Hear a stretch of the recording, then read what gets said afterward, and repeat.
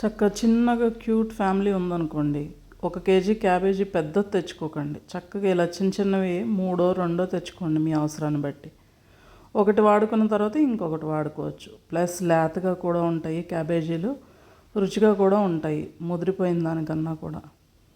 అలాగే ఈ నైఫ్ని చూసారా, ఇది కట్ చేయడానికి 2 మినిట్స్ కూడా పట్టట్లేదండి. చాలా నీట్గా కట్ అయిపోతుంది, సన్నగా కట్ అయిపోతుంది అనమాట. నేను చాలామంది ఇళ్లలో చూస్తూ ఉంటాను, నైఫ్స్ మొండిగా చాలా కష్టపడుతుంటారు ఆడవాళ్ళు.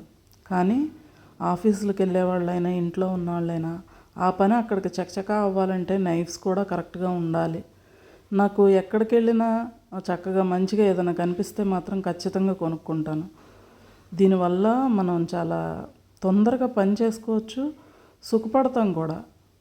చిన్న చిన్న ఖర్చులు ఇవి, పెద్దగా ఆలోచించాల్సింది ఏం లేదు వీటిల్లో. ఇలా మారితే